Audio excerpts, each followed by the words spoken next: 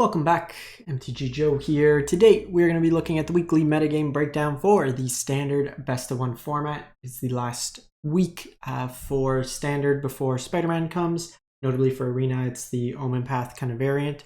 So we're going to look at the data from UntappedGG, what you see on the screen. Companion tool that tracks user win rates, gives a whole bunch of cool stats that we can kind of go off of. From Untapped, the link is in the video description if you want to track your own win rates, and then I'll paste and timestamp all these deck lists in the video description as well, so you can copy paste to your heart's content. We're going to start off with looking at the popularity of the day, kind of what you're going to see most likely, and then we'll look at the deck lists themselves. So Diamond and Mythic rank, Mono Red's the most played at 11%. We have Mono White Life Gain at 10, the Jeskai Synthesizer deck at 10, Boros Burn at 8, the Mono Black Demons at 5, Izzet prowess at about 5, Dimir Midrange at about 5, and then Mono Green Landfall. Both the Demons and the Landfall deck have kind of fallen off a little bit in terms of win rates. They're not in the top 7 or 8 decks that we're going to be focusing on today in terms of win rates. So we're going to look Diamond Mythic rank for the last week, and there's 110,000 games played.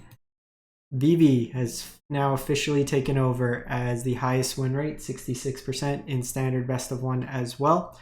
So it's dominance in best of 3. We see it now in best of 1. The combination of Vivi under an Agatha's Soul Cauldron allows you to create huge amounts of mana and just churn through your deck. You have access to Torch the Tower now in the main, so just some considerations for the best of 1 meta being a little bit more aggressive. You also have a Braids, which is good in the mirror, good against Synth, and then also just good against kind of creature aggro decks. Core of the deck is drawing and discarding for value. So drawing and discarding makes your Makos bigger. They can allow you to get triggers for Prof's Eidetic Memory, which makes like Steamed Core really big. You have a cool line with Quantum Riddler where you can warp the Quantum Riddler and then harmonize it for 1 mana while it's still warped. So you kind of just draw a whole bunch of cards that way there. But yeah, his deck should be banned in some capacity. They kind of acknowledged it.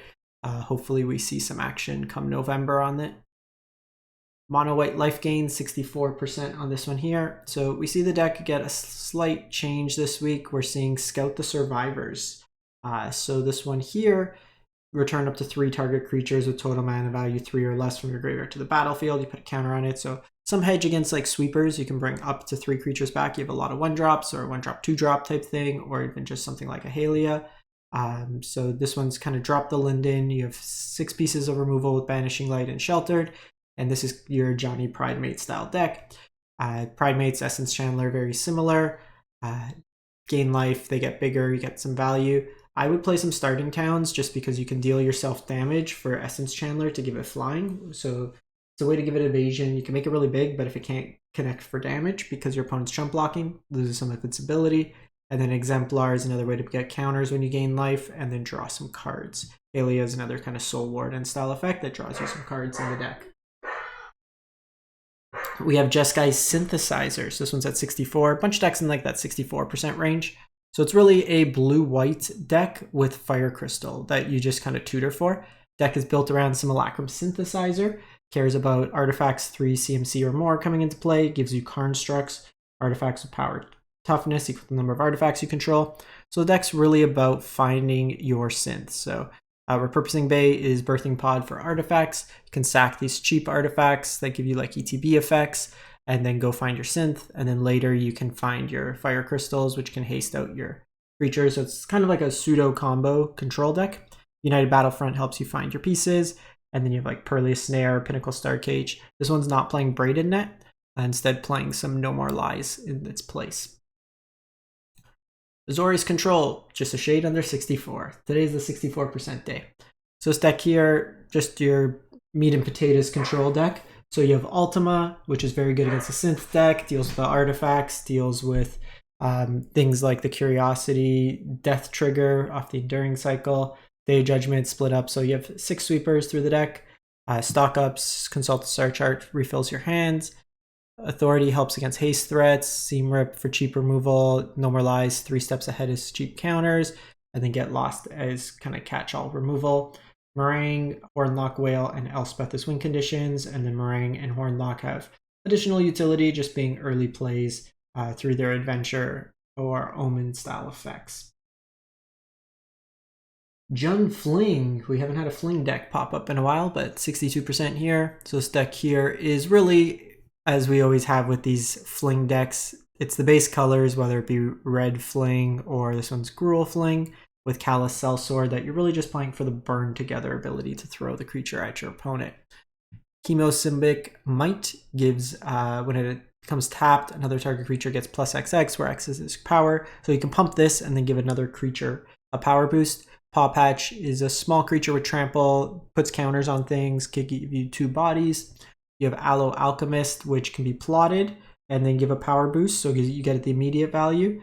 And then it's a 3/2 trample on the backside. Frenzy Baloth, 3/2 trample with haste. Picnic Ruiner can get double strike or put counters, and you have your Slick Shot, and then you just have pump effects. Full Bore gives a power effect. You have Turn Inside Out. And then Wild Ride, always to kind of pump your creatures, make them big, pump through damage, and then fling them at your opponent with the Sellsword. Kona Omniscience, 60%. So this deck fell off for a while. It's slightly coming back. So how it works is Kona cares about being tapped, and you have a few ways to tap it in the deck. Sarima finds you your Koma on curve, and then can tap it to the Koma. You also have the various planet lands. So you have Adasia and Uthros that allow you to tap Kona. And then with that, you ideally want to put into play Omniscience. With Omniscience in play, you basically can chain through your deck. So the core combo, if you would be 2 Meringue River Regents or Meringue and a Jill. And then you could pick up Overlord of the Boiler Bridges over and over again and just keep pinging your opponent to death. You have Vanille that can help you dig for combo pieces. You can pick them up to try to dig. Prime Speaker Zagana can help you dig, so you have a lot of ways to kind of go with that. Sarimas help you find some of your pieces. Jill's legendary, so Sarima can find it. You also have like the loops with Roiling Dragonstorm and a Meringue to just kind of keep churning through your deck. This one's got Voice of Victories to kind of protect you from instant speed interaction to go off, along with Seam Rip for early aggression. Boros Burn, 59%. So this one here, this and the mono red deck are relatively similar. Just the Boros version gets a little bit nicer burn package with a little worse mana, just because you're playing 2 colors. It's not as painless, or just Boros Charm, 4 damage, protection, or double strike. Plays very strong with like Slick Shot if you get it above 4 power. Just deals more damage than the default. Lightning Helix is basically Lightning Strike with the additional 3 life gained. Bolt Wave for burn, Plasma Bolt, 2 to 3 damage, Burst Lightning, Fanatical Firebrand can target your own nemesis, can deal with the early drops that are like Dimir stuff. You ping your nemesis, turn off their life gain, which is nice. Slick Shots, Higher Claws, and then some Nova Hellkites on the top end. And then lastly, we have Dimir Midrange. So this one here, 59%. Usually the numbers here kind of vary 3 to 4 between the two. When it's more aggressive, the meta, fewer Kaidos, more enduring is fine. The 3-drop slot's another one that you'll see some variation. Preacher is good against like mid-range mirrors, against the aggressive decks, even against control, it's fine. Might see Fabloom Trick for the mirror. Tishana is good against Vivi, the artifact deck, stuff like that. And then the core of the deck, you have cheap evasive creatures, Sea Souls, Spyglass Siren, Deep Cavern Bat, Flood Pits, Drowner can tap down blockers. And then you cheat in Kaido, kind of get that ball rolling, or draw a bunch of cards off Curiosity. Shoot the Sheriff, Nowhere to Run, Long Goodbye, Bitter Triumph, all as removal options for the deck as well. So quick one for this today. For the rest of the week, we'll try to do some historic content just to see, and then we'll be back. Once the new set drops, we'll look at everything there. There's notably a historic Brawl metagame challenge this upcoming weekend. So we'll take a look, see what lists we can find for that, and kind of share that ahead of the challenge. Thanks for watching, everyone. Hope you have a great one, and stay safe out there.